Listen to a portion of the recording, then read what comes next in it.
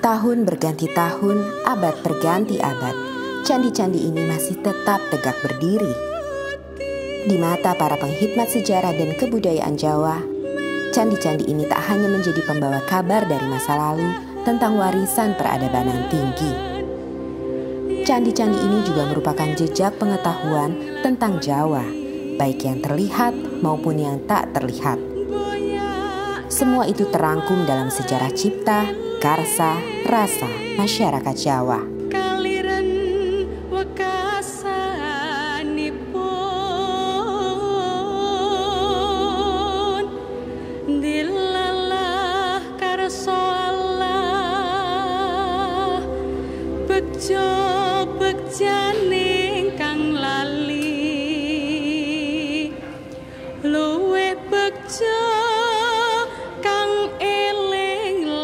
Segenap pencapaian kebudayaan dan kesusastraan Jawa tidak diraih begitu saja dalam waktu yang singkat. Prosesnya dapat dilacak hingga Majapahit, bahkan era sebelumnya. Dalam titian waktu, Mataram merupakan puncak dari kejayaan kebudayaan dan kesusastraan Jawa. Jawa pernah mengalami masa gemilang. Mulai dari zaman Majapahit. Nah, itu kemudian ada krisis dan kemudian akhirnya berdiri Mataram. Nah, saya itu Mataram lebih melihat ke dalam. Nah, waktu itulah mulai sebenarnya dugaan saya dan pikiran saya proses pemurnian peningkatan untuk kebudayaan Jawa. Nah, itulah apa yang dikatakan mulai periode yang disebut oleh orang asing the Byzantine period of the Japanese history. Jadi zaman Bizantium dari sejarah Jawa, ketika Jawa lebih sibuk memperhalus kebudayaannya. Nah, itulah baru mulai sebenarnya bahasa Jawa bertingkat-tingkat itu. Dulu bahasa Jawa satu saja. Penghalusan kebudayaan pada zaman Mataram berdampak pula pada aspek ekonomi. Orang-orang Jawa yang sebelumnya banyak menjadi nelayan dan pedagang, kini beralih menjadi petani. Disinilah dimulai era Jawa yang agraris. Salah satu indikator perubahan zaman itu nampak pada Pranoto Mongso. Bentuk formal penanggalan Jawa ini mulai diperkenalkan sejak akhir abad ke-17. Kalender ini merupakan panduan bagi para petani dalam mengerjakan sesuatu agar tak mengalami kerugian. Dari sinilah waktu waluku atau membajak sawah ditentukan. Akan tetapi, penanda bagi para petani dalam Pranoto Mongso tidak sepenuhnya dapat berjalan ketika diberlakukannya kultur stelsel atau tanam paksa yang sangat menyengsarakan petani karena sistem pemerintahan kolonial yang sangat buruk. Pemerintah kolonial menekan petani dengan memaksa menanam hasil komoditas yang seluruhnya harus disetorkan kepada pemerintah. Ditambah dengan para pejabat lokal yang haus akan harta dengan menjilat penguasa, menyebabkan rakyat miskin menderita kelaparan yang menjurus pada meningkatnya angka kematian. Setelah Mataram pecah dari Surakarta dan Jogja, dan Surakarta malah pecah dengan Mangkunegara, dan kemudian 19 terakhir Jogja juga dipotong dengan Paku Alaman, itu Jawa mungkin lihat ke dalam. Dan lagi juga Jawa yang berkeliaran sudah tidak ada lagi. Dulu waktu perang Diponegoro itu sebagian besar mungkin Diponegoro itu orang berkeliaran keliling itu. Ikut. Kemudian setelah Belanda berkuasa, Jawa itu kan dikenakan kultur stelsel harus menetap. Memang pada pertengahan abad ke-19 terjadi perang yang begitu banyak ya. Tidak hanya di Jawa, di Sumatera Barat ada perang Patri, di Jawa Tengah, di Jawa lah. Itu ada perang Diponegoro. Dan juga ada gejolak yang luar biasa di Belanda juga ya, di dalam negeri. Sehingga hal tersebut ternyata menguras habis kekuatan ekonomi pemerintah Belanda. Gitu. Nah, untuk mengatasi itu semua, Belanda mempunyai satu program yaitu Kulturstelsel, yaitu sebetulnya semacam peraturan di bidang pertanian ya, dan kemudian bisa kita dipahami oleh beberapa ahli sebagai istilah tanam paksa. Memang Kulturstelsel itu diperuntukkan untuk mengembalikan kekuatan ekonomi Belanda yang pada saat Hindia Belanda yang pada saat itu memang betul-betul bankrupt, bangkrut mereka oleh karena kebutuhan-kebutuhan untuk mencukupi biaya perang mereka. Selama 19 di Jawa itu banyak sekali pemberontakan. Tidak hanya di Ponorogo, juga itu sudah perang itu. Ini pemberontakan desa. Itu sebagian besar dipimpin oleh para ulama desa. Jadi yang kira tidak hanya di Ponorogo itu perang besar, tapi sesudah itu masih hampir tiap tahun sampai akhir abad 19, sampai tahun 1900 masih ada satu di sana berontak-berontak. Nah, untuk mengatasi itu, untuk mengatasi adanya konflik-konflik dan memperkecil adanya perang terbuka antara pemerintah kolonial Belanda dengan para pribumi Jawa, maka dibentuklah satu lembaga yang dinamakan Het Instituut voor de Javaanstaal itu, sebagai lembaga yang bertujuan untuk mengurangi konflik. Yang kedua, memberikan bekal kepada para administrasi pada pegawai Belanda yang bekerja di Jawa. Nah, pemahaman dengan terhadap kebudayaan lokal yang baik itu diharapkan mampu mengurangi konflik. Itu sebenarnya tujuan awal daripada lembaga itu. Het Instituut voor de Javaanstaal te Surakarta yang didirikan di Surakarta pada 1832 oleh Johan Frederik Carl Greica adalah sebuah lembaga kebudayaan yang mempelajari sastra dan kebudayaan Jawa. Disinilah Javanologi untuk pertama kali muncul. Secara terminologis, Javanologi itu kan disusun dari dua kata. Java merujuk di situ batasan budaya, juga bukan batasan administratif ya, tapi batas budaya, dan logos itu pengetahuan. Jadi Javanologi adalah set pengetahuan dan keterampilan tentang kebudayaan Jawa. Itu arti Javanologi. Di dalam Het Instituut voor de Javaanstaal itu bidang-bidang yang dipelajari di sana adalah bidang sastra, bidang bahasa, bidang kebudayaan, wayang, bahkan wajib itu mengetahui, yang notabene semua itu menjadi butir-butir yang paling menonjol dalam kebudayaan Jawa, falsafah Jawa. Dia harus tahu. Mempelajari bahasa, entah kaitannya dengan pemerintahan ataupun juga dengan nanti kaitannya dengan sastra, tapi mempelajari bahasa daerah tanah jajan itu sangat penting. Karena itulah pemerintah Belanda juga mendirikan semacam lembaga pendidikan bagi para pegawai untuk mempelajari bahasa. Nah, itu kenapa dilakukan? Di antaranya adalah bahwa apabila bahasa itu dikuasai, otomatis nanti karya-karya sastra ataupun buah-buah pikiran yang ditulis oleh orang jajan itu diketahui, maka akan mudah untuk menguasai daerah jajahan. Jadi ada maksud seperti itu.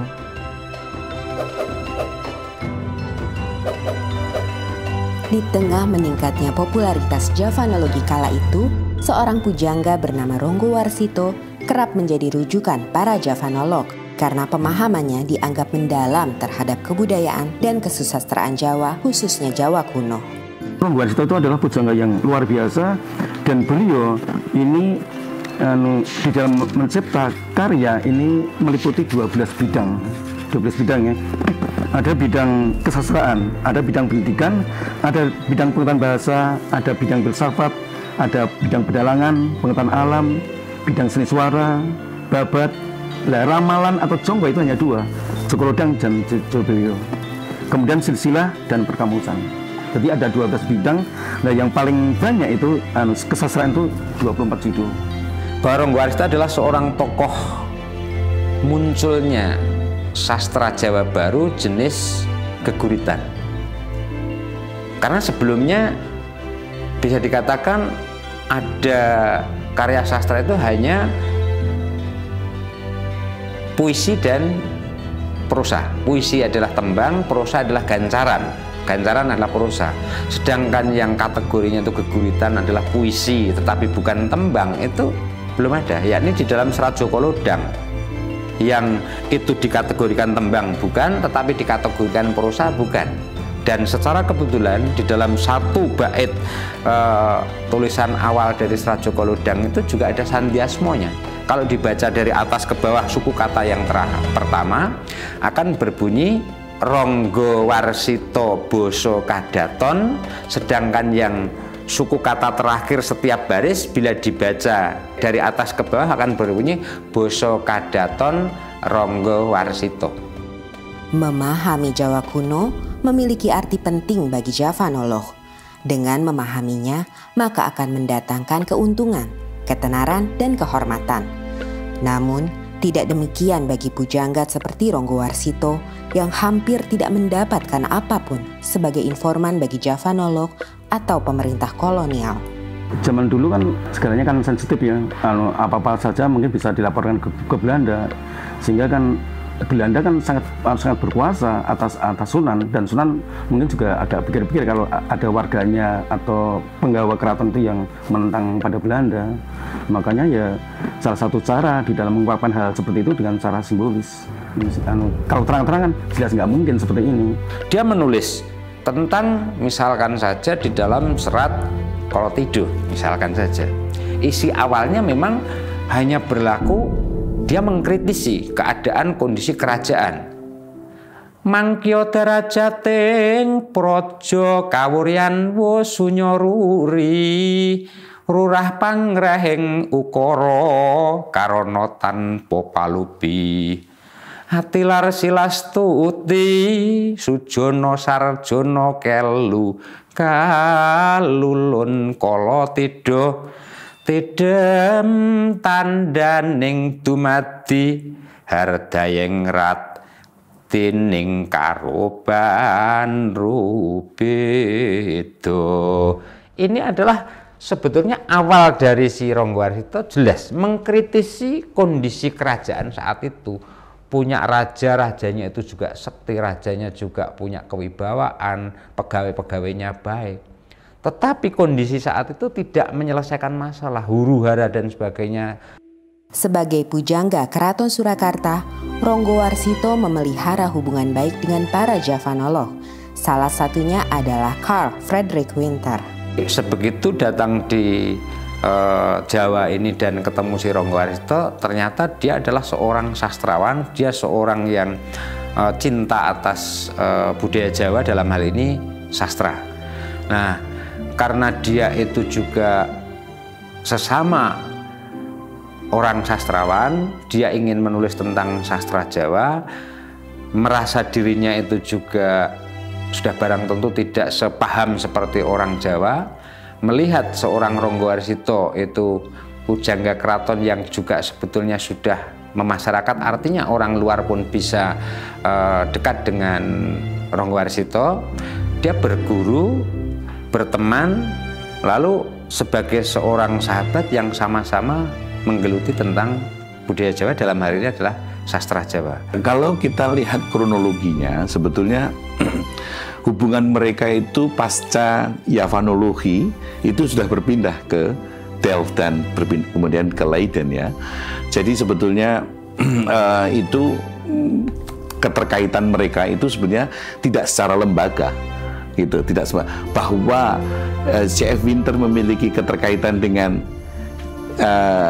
Java Institute, Institute for the Javan Study, iya gitu. Tetapi untuk di Jawa ini memang mereka memang bekerja sama dan membuat satu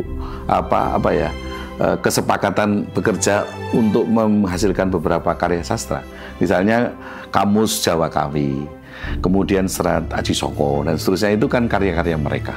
Ada beberapa surat yang secara kebetulan kami ada data yang menunjukkan komunikasi antara Winter bertanya tentang sastra kepada si Ronggo Warsito, dan oleh Ronggo Warsito pun juga ada bukti menjawab atas pertanyaan-pertanyaan si Winter tadi. Di luar menjawab atas pertanyaan yang tadi datangnya dari Winter, itu juga disertai dengan kepentingan-kepentingan secara kebutuhan ekonomi bagi Ronggowarsito.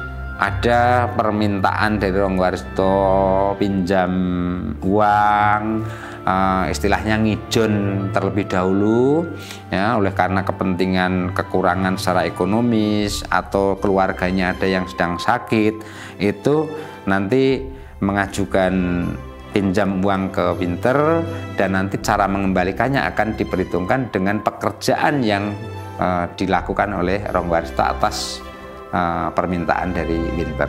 Namun memang saya juga bisa menyampaikan pada akhirnya mereka ada kerenggangan itu kan. Ada banyak hal yang terkait dengan aspek politis ya. Aspek politis, mungkin situasi politis di Belanda pada waktu itu, dan beberapa hal yang memang sejak awal tidak diminati oleh Ronggowarsito.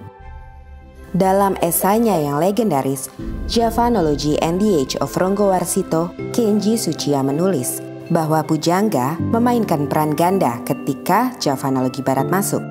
Di satu sisi sebagai sumber informasi bagi para Javanolog Eropa, sementara di sisi lain tetap sebagai orang yang memiliki pengetahuan esoteris mendalam, di mana pengalaman kebatinan Jawa menjadi sumber utamanya. Hal ini kerap dibaca sebagian kalangan sebagai suatu bentuk kontestasi paradigma. Walaupun materi kajiannya sama, tetapi paradigmanya berbeda, ia akan menghasilkan suatu analisa yang bisa berbeda. Dalam hal ini, paradigma orang-orang Jawa memiliki perbedaan dengan paradigma orang-orang Belanda. Kalau kita bicara paradigma, sebetulnya ada worldview di situ. Kemudian juga ada traditions, ada assumption. Nah, titik potong antara worldview, tradition, dan assumption, inilah paradigma ilmu Jawa. Kita mengetahui bahwa sebenarnya background Ronggowarsito itu adalah budaya Jawa yang begitu organismik. Nah, sementara Winter, walaupun dia seorang turunan, seorang Indo, tetapi dia tetap darah-darah yang barat, pemikiran yang mekanistik itu cukup kuat. Sehingga kadang-kadang antara organismik dan mekanistik ini kadang-kadang terdapat perbenturan gitu. Saya melihatnya seperti itu. Desa Palar, Kecamatan Trucuk, Klaten menjadi tempat persemayaman terakhir Ronggowarsito. Semasa hidupnya, ia sering mengunjungi desa ini yang menjadi tempat sanak familinya berada. Tidak hanya Ronggowarsito, makam C.F. Winter juga berada di sini. Setelah pada 1984 makamnya dipindahkan dari kompleks pemakaman Belanda di Jebres, Surakarta atas izin Presiden Soeharto. Pada hari-hari tertentu, makam Ronggowarsito banyak dikunjungi para peziarah. Daya tarik Ronggowarsito sebagai pujangga besar memang tidak hanya terdapat semasa ia hidup. Bahkan hingga hari ini, setelah sekian lama ia wafat, pesona itu tak memudar. Dan pasca wafatnya Ronggowarsito, masih tersimpan begitu banyak arsip tentang Jawa, salah satunya sastra di negeri Belanda. Arsip-arsip ini yang sebagian besar berisi tulisan-tulisan Jawa membuktikan peradaban Jawa yang tinggi. Namun sayangnya justru tidak dipelajari dan dimiliki oleh orang-orang Jawa itu sendiri. Sejak 1842, Javanologi sebagai lembaga sudah tidak lagi berada di Jawa. Namun, secara individu, para Javanolog masih aktif dalam melakukan penelitian dan pengkajian. Salah satunya adalah Pisho. Karya terbesarnya berjudul Java in the 14th Century yang terbit sebanyak 5 jilid. Karena kedalaman kajiannya, ia dikagumi oleh para pemikir Jawa. Satu di antaranya adalah Profesor Sudarsono. Pada waktu itu saya diutus ke negeri Belanda untuk kerjasama antara Indonesia dengan Belanda. Lalu kemudian ketemu Dr. Pisho, itu gambarnya Dr. Pisho. Lalu kemudian, wah, saya senang sekali saya mendengar saudara Sudarsono menggantikan saya. Wah, saya juga bangga sekali dianggap menggantikan dia. Karena Dr. Pisho itu luar biasa pinternya. nulis kamus bahasa Jawa, orang Belanda. Lalu menulis kebudayaan rakyat, lalu menulis, pokoknya banyak sekali tulisannya. Ya, lalu saya pulang, wah, rasanya lega sekali bisa ketemu orang yang paling kagumi itu, Dr. Pisio itu. Tahun 2011, di Universitas Negeri 11 Maret Surakarta, berdiri pula Institut Javanologi yang berada di bawah naungan Lembaga Penelitian dan Pengabdian Masyarakat. Institut Javanologi ini bergerak di bidang kajian budaya, bahasa, dan sastra Jawa. Akan tetapi, walaupun bernama Javanologi, namun orientasinya sangat berbeda dengan Javanologi yang dibuat di Belanda dan di Yogyakarta. Pada era Belanda, tujuannya sudah saya sampaikan tadi adalah memberikan bekal pengetahuan kepada para pegawai-pegawai Belanda, orang-orang Eropa untuk masuk ke Jawa. Nah, tetapi pada masa kemerdekaan, pasca kemerdekaan, Javanologi memang untuk menghimpun ilmu-ilmu lokal, local wisdom, ya, yang begitu banyak tersebar dan tercerai, itu mau dihimpun. Nah, sekarang di era kami itu Institut Javanologi tidak hanya menghimpun, yang sudah dihimpun itu dicoba untuk ada hilirisasi temuan-temuan pada saat itu. Misalnya begini, di dalam Centini bab 3 itu disebutkan bahwa seorang tokoh di situ dia menderita penyakit kelamin yang sudah tidak bisa disembuhkan, dan pada saat itu muncul tokoh lain, tokoh yang memberi obat. Kalau kamu pengen sembuh, maka kamu harus menyenggamai sapi betina yang sedang hamil. Kami yang membaca itu tentu tidak akan menyarankan seorang untuk itu kan. Nah, kita melihat sebenarnya ada apa di dalam sapi muda yang sedang hamil itu.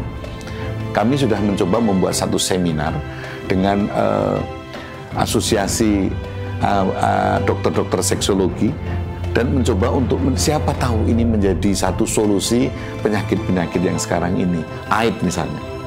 Jadi ini era kami ini sekarang adalah mencoba untuk membuat pembuktian, research dari beberapa temuan yang sudah dihasilkan pada saat itu. Javanologi yang dibuat di Belanda hingga didirikan oleh Universitas Negeri 11 Maret Surakarta hari ini memiliki peranannya masing-masing yang tidak bisa begitu saja diabaikan. Javanologi telah menghidupkan semangat masyarakat Jawa untuk ikut ambil bagian dalam membuat dunia yang lebih baik. Pemahaman antara ilmu dan ngilmu itu memang berbeda. Ilmu bisa diekstrakan, tetapi ngilmu itu bagaimana aplikasi, bagaimana itu memiliki manfaat bagi dunia yang lebih cantik, yang lebih harmonis.